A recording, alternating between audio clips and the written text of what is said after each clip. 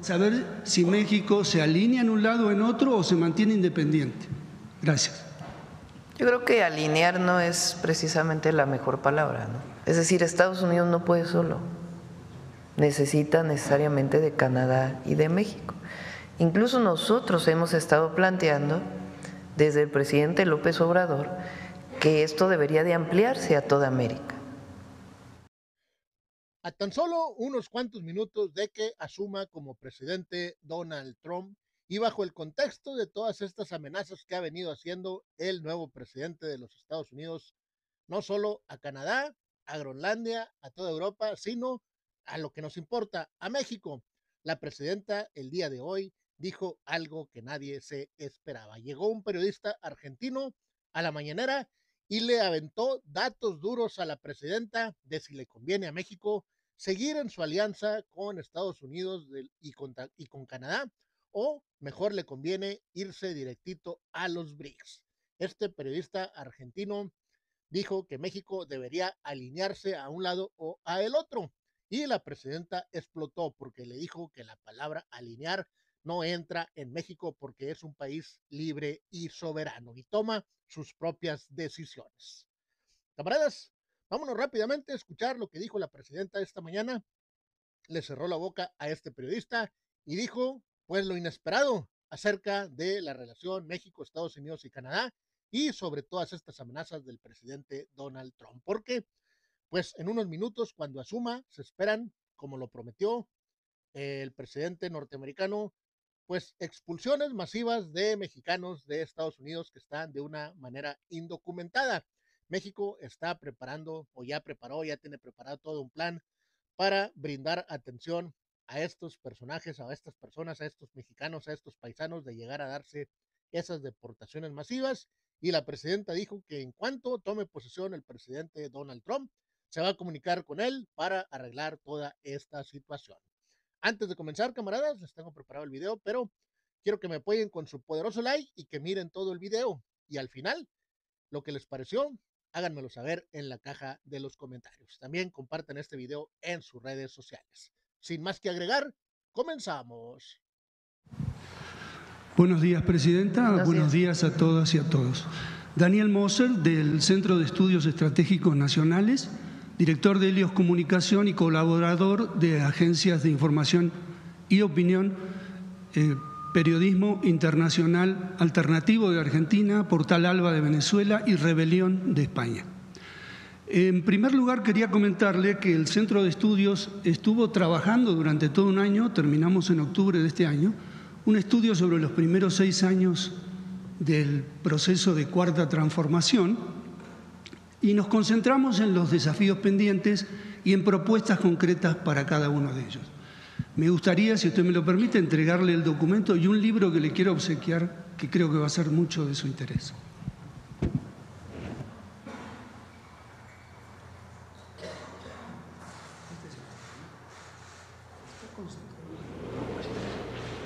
Y este es el libro que habla de las mujeres que fueron líderes y luchadoras. Para que todos te escuchen. Okay.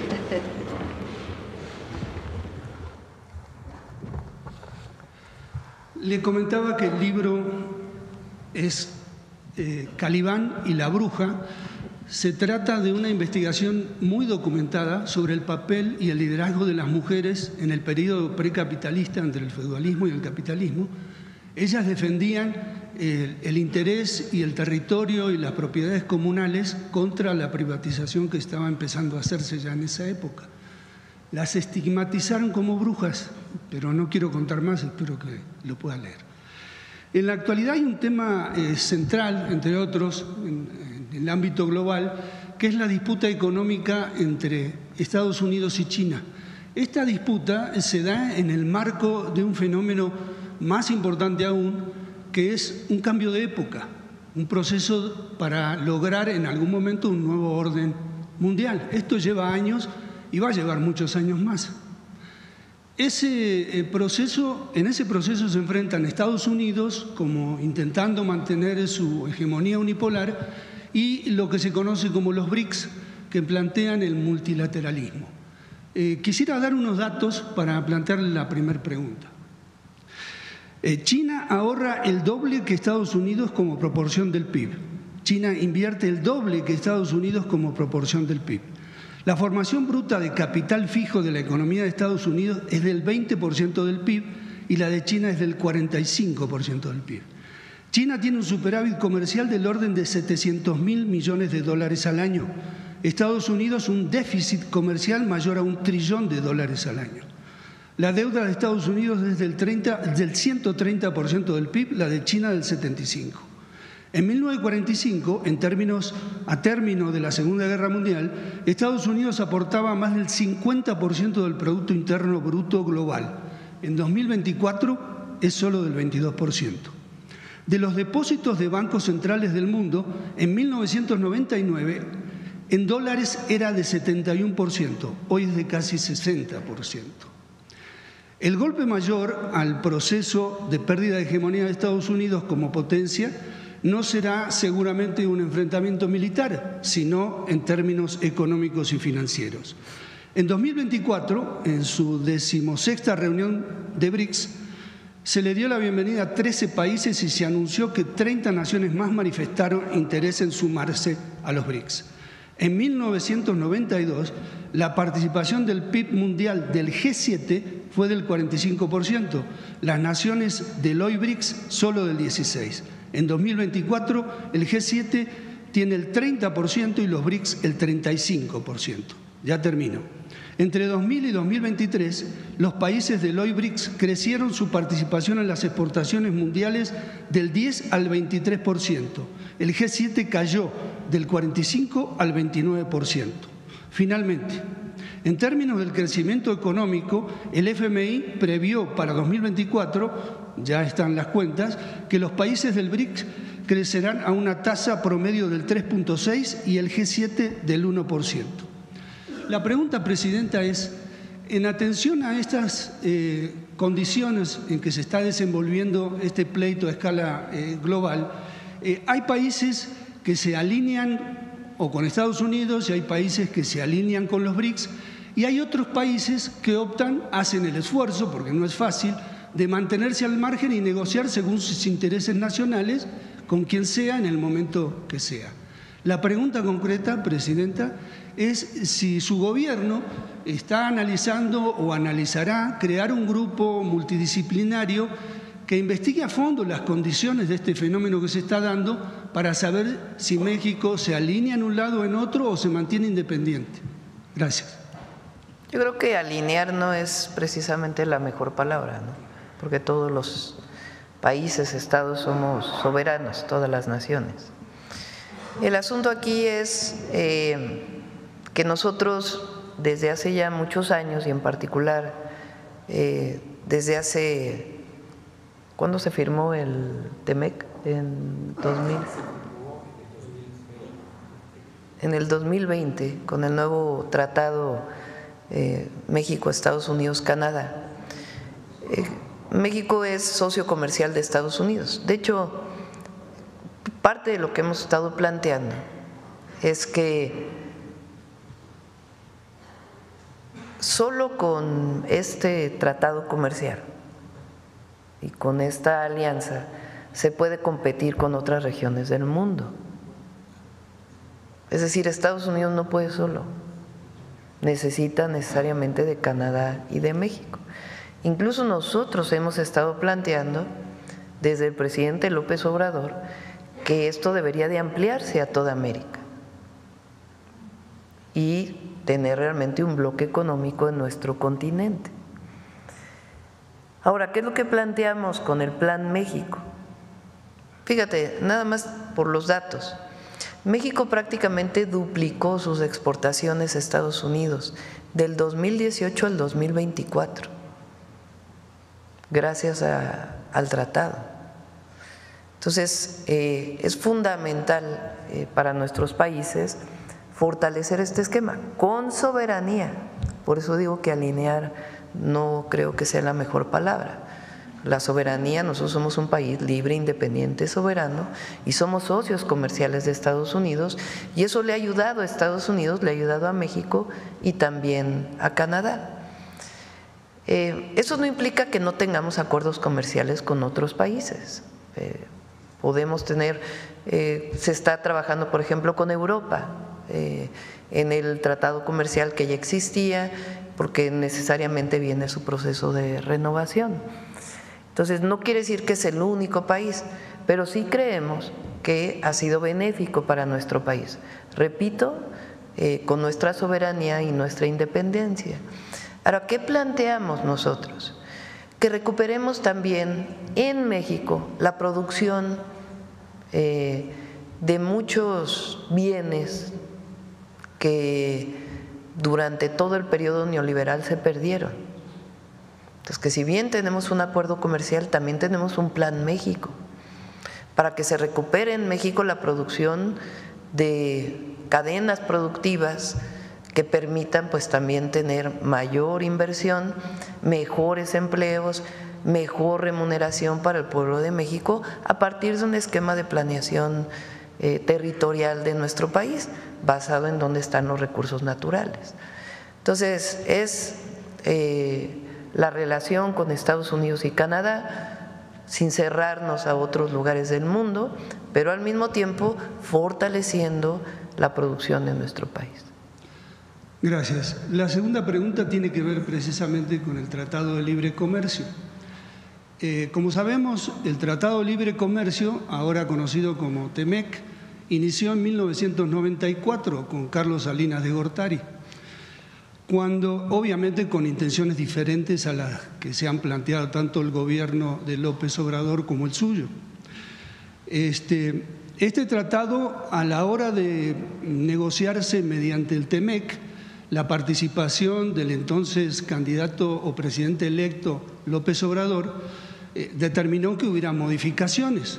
Por cierto, déjeme presumir que fue un compañero del Centro de Estudios quien alertó al presidente a través de Manuel Bartel del capítulo energético, donde había un capítulo extensísimo que daba muchas concesiones a Estados Unidos y simplemente se evitó poniendo la frase de que México era soberano en esa materia. Tengo aquí datos del Banco de México que me llamaron la atención porque dice que la balanza comercial de diciembre de 1994, de enero de 1994 a diciembre de 2024, México tiene un déficit de 172.602 millones de dólares. Esto como antecedente. La pregunta concreta que le quiero hacer es si bien puede haber puntos beneficiosos de este acuerdo que viene desde 1994 respecto de los intereses de México y de su pueblo, ¿su gobierno analizará en profundidad o ya analizó los posibles inconvenientes que tiene el tratado respecto de los intereses de México? Es distinto el tratado que se firmó en el 2020 del de 1994. El tratado del 94, además de estar vinculado a todas las orientaciones de los organismos financieros internacionales para que México tuviera un modelo de desarrollo neoliberal, tenía un elemento central que era utilizar a México con una ventaja competitiva, la mano de obra barata. Y eso le hizo mucho daño al país, porque fue el periodo en donde el salario mínimo no creció. ¿Cómo puede un gobierno asumir que tu ventaja competitiva son los salarios de hambre de tu pueblo? Eso cambió en el 2020, porque a partir del 2018 comenzó a incrementarse el salario mínimo y con ello el salario medio del país y con ello la disminución de la pobreza, además de los programas de bienestar y de otras acciones que se han desarrollado, y con ello también la disminución de las desigualdades o la reducción de las desigualdades. Entonces es distinto el marco en el que se firma uno y el otro. tratado. En el 2026 viene una revisión, que es una revisión menor, y nosotros creemos que se va a dar esta revisión en acuerdo con el gobierno de Estados Unidos y de Canadá, porque ha sido benéfico el tratado para los tres países. Entonces, la diferencia sustantiva es que cambió el régimen en México también y que ya no es la integración perdiendo soberanía, que eso era lo que existía antes. Nosotros defendemos a México como país libre, independiente y soberano, con un socio, con dos socios comerciales, Estados Unidos y Canadá. Muchas gracias. En una próxima conferencia, ¿será posible ofrecer información puntual, específica, sobre el contenido nacional de las exportaciones mexicanas? Porque también hay mucho de maquila o de las grandes corporaciones que se afincaron en México, y creo que sería un dato interesante que al menos yo no tengo. Sí, es distinto también porque se apostó por la maquila en la época del primer tratado. La maquila entendida como, de nuevo, se importa todo de Estados Unidos, se maquila en México porque hay mano de obra barata y se exporta. Ese era el objetivo de entonces. Ahora no, la inversión extranjera directa tiene cadenas productivas en nuestro país. Una de las mayores inversiones en México ha sido la industria automotriz de empresas de Estados Unidos, que tienen cadenas productivas en México, es decir, hay acero que se produce en México, hay vidrio que se produce en México, hay componentes de autopartes que se producen en México por empresas nacionales. Lo que queremos nosotros pues es aumentar esa cadena productiva de producción nacional, incluso desde las pequeñas y medianas empresas para la fabricación final de distintos bienes y también de servicios. Entonces, es distinto. México hoy es el tercer país en formación de ingenieros e ingenieras en el mundo. Vean nada más lo que eso significa. O sea, que no en cualquier país puedes instalar semiconductores, porque requieres personas con calificación, con formación en ingenierías diversas.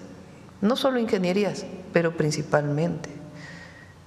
Y no por eso vamos solamente a formar ingenieros e ingenieras, también queremos historiadores, también queremos filósofos, queremos que México tenga a sus jóvenes en las universidades y que podamos seguir formando desde científicos hasta humanistas y artistas. Eso es lo que hace todavía una potencia mayor de nuestro país. Pero es distinto el modelo neoliberal a el humanismo mexicano y cómo bajo este nuevo régimen y modelo se aprovecha la relación con Estados Unidos y Canadá por la integración económica que existe, pero con una visión completamente distinta. Ponemos por encima de todo el bienestar del pueblo de México. Gracias. Bueno, ahí está, mi gente. No sé qué les pareció, cuál es su opinión. Déjense caer en la caja de los comentarios.